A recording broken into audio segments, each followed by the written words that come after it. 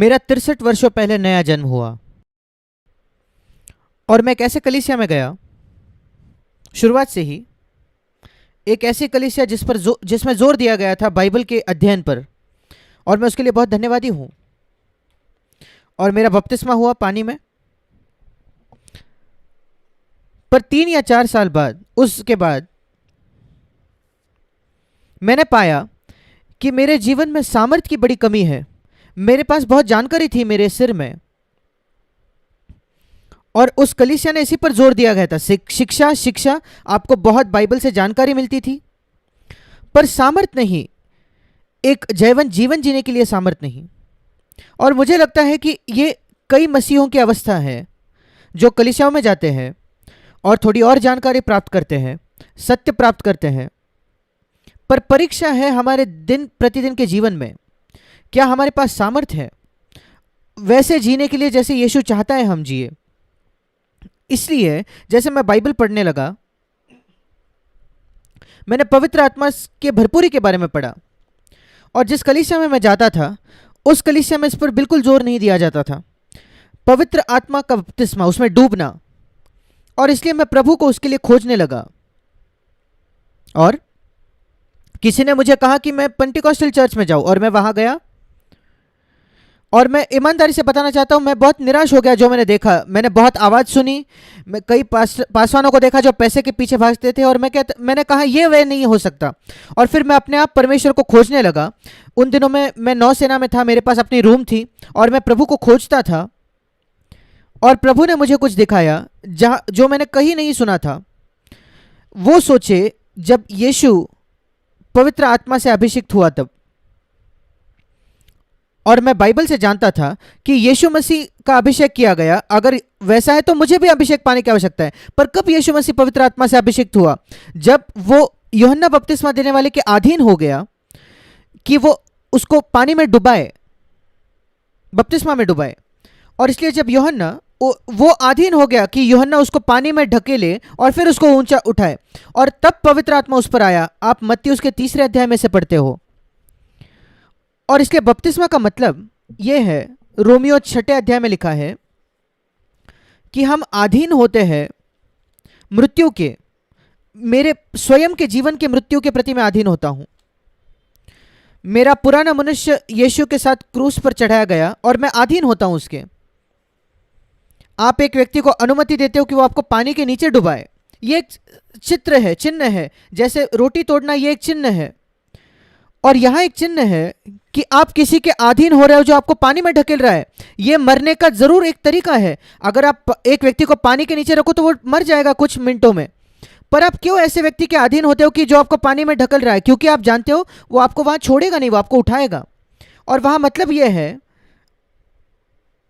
अगर आप अधीन हो जाओगे मरने के, तो आपके स्वयं के जीवन में परमेश्वर, सर्वशक्तिमान परमेश्वर, वो आपको जीवित करेगा, उठाएगा। और पवित्र आत्मा की सामर्थ्य यीशु पर तब आई। और इसलिए उस समय से, ये 1963 का समय है, मुझे बहुत स्पष्टता से याद है, मैं परमेश्वर को खोज रहा था अभिषेक के लिए, कि मैं परमेश्वर के वचन का प्रचार करूं, उसकी सेवा करूं। और प्रभु ने मुझे बिल्कुल साफ तौर पर उस समय कहा, अगर तुम इस मार्ग को चुनोगे, स्वयं के प्रति मरने के मार्ग को। मैंने ये कभी कहीं किस सुना नहीं था उस कलीसिया में जहां मैं जा रहा था। मेरी सामर्थ तुम पर रहेगी हमेशा, पर जिस दिन तुम निर्णय लोगे कि इस मार्ग से तुम्हें दूर जाना है, मेरी सामर्थ तुमसे दूर हो जाएगी। और मैंने उस दिन कुछ सीखा, अगर मैं परमेश्वर की सामर्थ चाहता हूं मेरे जीवन पर और मेरे सेवकाई में, मुझे स्वयं के प्रति मरने के मार्ग को चुनना होगा। वो मुझे जोर जबरदस्ती नहीं करेगा। जब कोई आपका बपतिस्मा करता है, आप उसका विरोध कर सकते हो, नहीं नहीं मैं पानी के नीचे नहीं जाना चाहता। और मैंने तय किया, ये 59 वर्षों पहले था, और मैंने कहा प्रभु मैं ज्यादा और ज्यादा जानना चाहता हूं, और कई वर्षों में मैं और सीखा हूं। और इसलिए मैं आपको एक वचन दिखाना चाहता हूं, 2 कुरिन्थ उसका 4 अध्याय, जो मेरे लिए बहुत बहुमूल्य बन गया है इतने वर्षों में। पुराने नियम में परमेश्वर के आशीष का चिन्ह था प्रॉस्पेरिटी, सफलता। किसी के शत्रु अगर हराए जाते हैं, यह चिन्ह था कि परमेश्वर आपको आशीष दे रहा है। अगर आपके जीवन में सब कुछ सही हो रहा है, सही समय पर आपको प्रमोशन मिल रहा है, आप काफी पैसा कमा रहे हो, पुराने नियम में आशीष की यह चिन्ह थी। नई वाचा का आशीष, परमेश्वर शायद आपको पैसा दे या पैसा ना दे, वो महत्वपूर्ण नहीं है, ये दुय्यम है। ये सारी चीजें, जितना पैसा आप कमाते हो, आप बहुत करोड़पति हो या थोड़ा ही कमाते हो जिससे आप जी सकते हो, ये ज्यादा मायने नहीं रखती। कोई इसमें लाभ नहीं है या बुराई भी नहीं है। महत्वपूर्ण बात यह है कि क्या हमारे पास यीशु का जीवन है क्या, और हमारे जीवन में यह प्रकट हो रहा है क्या। और ये जो वचन है ये हमें बताते हैं ये कैसे होता है। यहां लिखा है 2 कुरिन्थ 4 उसका 7वां वचन, हमारे इस मिट्टी के बर्तनों में हमारे पास धन है और वो धन यीशु मसीह है। और उसके लिए वो मसीह का जीवन जो आपके अंदर आया जब आपका नया जन्म हुआ, मेरे अंदर आया, आपके अंदर आया, वो अंदर तो है पर वो बाहर प्रकट होने के लिए हमारे स्वयं के जीवन को जो उसको ढांकता है वो कुचला जाना चाहिए। यही यीशु का मतलब था जब उसने कहा एक गेहूं का दाना वो अकेला रहता है, पर अगर वो भूमि में पड़कर मर जाता है तो वो बहुत फल लाता है। हम सब जानते हैं कि गेहूं कैसे उगाया जाता है। आप एक गेहूं का दाना लीजिए, उसकी गेहूं के दाने के अंदर एक जीवन है, पर वो जीवन जो है वो बंद है। वो बाहर जो उसकी सतह है उसके अंदर जिसको परमेश्वर ने बनाया है, वो जीवन अंदर बाहर आ ही नहीं सकता, वो जीवन अंदर तो है। इसी वजह से जब आप उसको जमीन में बोते हो, वो जो बाहर की सतह है वो टूट जाती है गेहूं के दाने की, और फिर जीवन आता है। वैसे ही गेहूं उगता है। पर अगर उस गेहूं का दाना लो और उस बाहर के शेल को कभी टूटने न दो, आप उसको अगर ग्लास केस में अपने घर में रखो तो 100 वर्षों बाद भी वो एक गेहूं का दाना ही रहेगा। पर अगर उसको भूमि में बो दिया जाए, वो बहुगिणित होकर वो 100 होता है और वर्षों के बाद वो आते रहता है और लाखों गेहूं के दाने बन जाते हैं। रहस्य क्या है? वो अनुमति देता है उसके बाहर की जो सतह है वो टूट जाए। यही यीशु ने कहा, जब तक ये गेहूं का दाना भूमि में पड़कर मरता नहीं, वो कभी फल नहीं लाएगा। मेरे प्रिय भाई और बहनों, परमेश्वर चाहता है आप हम में से हर एक में से बहुत फल लाना चाहता है, पर वो छिपा हुआ होता है एक शेल के अंदर, एक सतह के अंदर, जिसको हम अपना स्वयं का जीवन कहते हैं। हम अपने डिग्निटी, हमारे आदर को, हमारे सम्मान को सुरक्षित रखना चाहिए, अपने आप को सुरक्षित रखना चाहते हैं। मैं मेरा मार्ग चाहता हूं। जब तक आप ये रवैया रखो, जीवन अंदर तो है, मसीह आपके हृदय में आ चुका है, पर वो कभी प्रकट नहीं होगा और आप अपना जीवन जी सकते हो पूरा। और ये पाओगे जब आप मसीह के न्यायासन के सामने खड़े होंगे कि आपने अपना पृथ्वी का जीवन व्यर्थ गवा दिया, पैसा कमाते हुए, एक अच्छा नाम कमाते हुए, नियमित तौर पर कलीसिया में जाना, एक अच्छी कीर्ति पाना कि आप एक अच्छे मसीही हो, और आप पाओगे कि आपका जीवन वो परमेश्वर के लिए कोई मायने नहीं रखा। मैं नहीं चाहता कि मैं एक अच्छा जाना माना मसीह रहूं। वास्तविकता में तो मैं बिल्कुल लोगों से जाना ही नहीं जाना चाहता। मैं चाहता हूं कि मेरा जीवन परमेश्वर के लिए इस प्रकार मायने रखे कि जब मैं प्रभु के सामने अंतिम दिन पर खड़ा होऊंगा, मेरे पास कोई पछतावा नहीं होगा। जब मेरा पूरा जीवन एक वीडियो टेप पर चलाया जाएगा और मैं देखूंगा कि मैंने कैसे चुनाव किए मेरे जीवन में, और मैं देखता हूं प्रत्येक परिस्थिति में कि क्योंकि मैंने सही चुनाव किया, यीशु का जीवन मेरे से प्रकट हुआ। यह मेरी सबसे बड़ी लालसा है। और इसलिए यहां कहा गया है, ये जो धन है मिट्टी के बर्तनों में, जैसे गेहूं के दाने के अंदर जीवन होता है, यह बाहर कैसे प्रकट होगा? वो बाहर की सतह टूटनी चाहिए, क्रैक होनी चाहिए।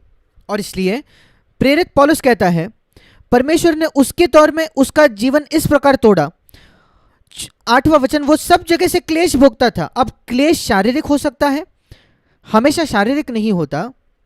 लोग हमें चिढ़ दे सकते हैं, वो भी एक क्लेश है। लोग हमें तकलीफ दे सकते हैं, लोग हमारी बुराई कर सकते हैं। ये सारे अलग अलग तरीके हैं हमारा स्वयं का जीवन जिससे क्लेश सहता है। कोई मेरी बुराई कर रहा है और मैं उसको सुनता हूं, कोई मुझे नीचे ढकेल रहा है, मेरे से बुरा दुर्व्यवहार कर रहा है, मुझे धोखा दे रहा है शायद। प्रत्येक परिस्थिति में क्यों? परमेश्वर उस बाहरी सत्य को तोड़ने की कोशिश कर रहा है। क्या आप जानते हो अधिकतर मनुष्य, अधिकतर मसीही भी क्या करते हैं? उसका विरोध करते हैं। वे शिकायत करते हैं, देखिए वो व्यक्ति मेरे बारे में क्या कर रहा है, देखिए वो व्यक्ति मेरे विरुद्ध क्या कर रहा है। और वो जो बाहरी सतह है गेहूं के दाने की, वो वैसे के वैसे ही रहती हैं। अगर आप ऐसे जियो अपने जीवन भर, मैं आपको बताना चाहता हूं मेरे प्रिय भाई, मेरी प्रिय बहन, आप अपना मसीह जीवन व्यर्थ गवा दोगे। यद्यपि आप इस कलीसिया में 30-40 वर्षों तक बैठे थे, फिर भी जैसे हमने आज सुना, ये नहीं कि हम संदेश सुने और हमारे हृदय में हम बहुत उत्तेजित हो जाएं। यीशु का जीवन हम में प्रकट होना चाहिए। हैरान, ये दूसरा तरीका है कि परमेश्वर 8वां वचन में लिखा है, हिंदी में निरूपाय लिखा है, हम चाहते हैं कि हमारे जीवन में स्पष्टता हो, पर परमेश्वर हमें कभी कभी चीजें बताता नहीं। ये साफ स्पष्टता जो है ये बच्चों के लिए। जैसे जैसे हम सयाने होते हैं, आपको लगता है जितना हम सयाने हो जाएंगे कि हमें और साफ दिखने लगेगा। ये बिल्कुल विरुद्ध है। ये प्रेरित था जो निरुपाय था, ये सबसे महान प्रेरित उस समय का। ये हैरान था, परेशान था। आप प्रभु को खोज रहे हो और आप परेशान हो और आप परमेश्वर के सामने झुककर कहते हो, प्रभु मैं नहीं जानता आप मेरे साथ ये क्यों कर रहे हो, मैं नहीं जानता आगे क्या करना है, पर मैं आपके अधीन होता हूं। जब मैं क्लेश भोगता हूं मैं अधीन होता हूं, जब मैं परेशान हूं, हैरान हूं, मैं आपके अधीन होता हूं। 9वां वचन, सताए जाना। शुरुआती दिनों में शारीरिक था, उनको वे सताए जाते थे, उनकी गर्दन काट दी जाती थी। पर आप आपके ऑफिस में सताए जा सकते हो क्योंकि आप मसीह के लिए खड़े होते हो। मैंने ये पाया है, जब मैं नौसेना में था, मैंने कई परिस्थितियों में देखा जहां मेरे वरिष्ठ अधिकारी मुझे तकलीफ देते थे, बुरे रिपोर्ट लिखते थे, क्योंकि मैं मसीह के लिए खड़ा होता था। और मैंने कहा कि मैं कुछ अधर्मी काम नहीं करूंगा, मैं ये नहीं करने से इनकार करता हूं। और आप जानते हो, नौसेना में अगर आप ऐसा करो आपको जेल में डाल दिया जाएगा। मैंने कहा ठीक है, मैं जेल में जाना तैयार हूं, पर मैं कुछ अधर्मी नहीं करूंगा, चाहे कोई भी वरिष्ठ अधिकारी मुझसे क्यों ना कह दे। आप आपकी नौकरी खो दोगे, पर क्या आपको लगता है कि प्रभु के लिए अगर आप आपकी नौकरी खो दो, वो आपको पीड़ा उठाने देगा? वो आपको बेहतर नौकरी देगा जहां आप उसको महिमा ज्यादा दे पाओ। सताए जाते हैं, गिराए जाते हैं, ये तरीके हैं वो बाहरी सतह तोड़े जाने की। और फिर वो सबको इसमें उसको कहता है 10 और 11 वचन में, 10, 11, 12 में, हम यीशु की मृत्यु को अपनी देह में हर समय लिए फिरते हैं। यीशु की मृत्यु क्रूस पर हुई थी, जहां वो मेरे पाप के लिए मरा, उसमें मेरा कोई सहभाग नहीं। मैं अपने पापों के लिए नहीं मर सकता, वो मरा और कोई और नहीं मर सकता। सर्वशक्तिमान परमेश्वर को आना पड़ा मनुष्य होकर और उसे मरना पड़ा। पर बाइबल कहती है कि मैं उसके साथ क्रूस पर चढ़ाया गया। और उस तरीके से एक यीशु की मृत्यु है जिसके साथ मुझे भी जीना है प्रत्येक दिन। इस स्वयं के जीवन के प्रति मरना जो यीशु के जीवन को ढांकती है, जो मेरे अंदर है, ताकि वो यीशु का जीवन बाहर प्रकट हो, उस गेहूं के दाने के अंदर का जीवन बाहर प्रकट हो। जब कभी आप देखते हो एक ऐसा व्यक्ति, ऐसा मनुष्य जिसके जीवन से बहुत फल आ रहा है, आप बिल्कुल निश्चित हो सकते हो कि उसके गुप्त जीवन में वो कई बार मर चुका है, कई चीजों के लिए। अपने महत्वाकांक्षा के प्रति वो मरा, अपने मौकों के प्रति वो मरा है कि वो अपने जीवन का कुछ बनाए, इस संसार में कुछ बड़ा करें। और उसने कहा, प्रभु मैं केवल तेरे लिए जीना चाहता हूं। आप अंतिम दिन में खोजोगे कि जो कुछ आपने इस संसार में हासिल किया उसका कोई मूल्य नहीं है अगर मसीह आपके जीवन में प्रकट नहीं हुआ तो। और फिर यहां कहा है, अगर मैं इस मृत्यु को ग्रहण करता हूं तो देखिए ये क्या ही अद्भुत वायदा है। ये मुझे चुनौती देता है। यीशु का जीवन भी, 2 कुरिन्थ 4:10, यीशु का जीवन भी हमारी देह में प्रकट होगा। आप मुझे बताइए मेरे भाई मेरे बहन, क्या इससे कुछ बढ़कर है कि आप जीवन में इससे बढ़कर कुछ कर सकते हो कि आप यीशु का जीवन आपकी देह में प्रकट हो? ये बड़ा है, सबसे बड़ा ओलंपिक्स का एक खिलाड़ी होने से या राजा होने से या राष्ट्रपति होने से, किसी भी चीज से बड़ा कि यीशु का जीवन आप में प्रकट हो। आप जो जवान लोग हो, मैं आशा करता हूं कि आप इससे जकड़े जाओगे कि यीशु का जीवन आपके देह में प्रकट हो। यह एक लालसा प्रतिदिन हमारी होनी चाहिए, यीशु का जीवन। और फिर वो आगे जाकर कहता है 11वें वचन में, ऐसे ही वचन है, क्योंकि हम जीते जी सर्वदा ये 24 घंटे 7 दिन यीशु के कारण मृत्यु के हाथ में सौंपे जाते हैं। कोई आपको अपमान कर सकता है, अपना मुंह बंद रखिए, मर जाइए। कोई आपकी तारीफ करता है, मर जाइए, आप उससे उत्तेजित ना हो, और यीशु का जीवन आप में प्रकट होगा, हम में प्रकट होगा। फिर एक बार वही बात पर वो जोर दे रहा है।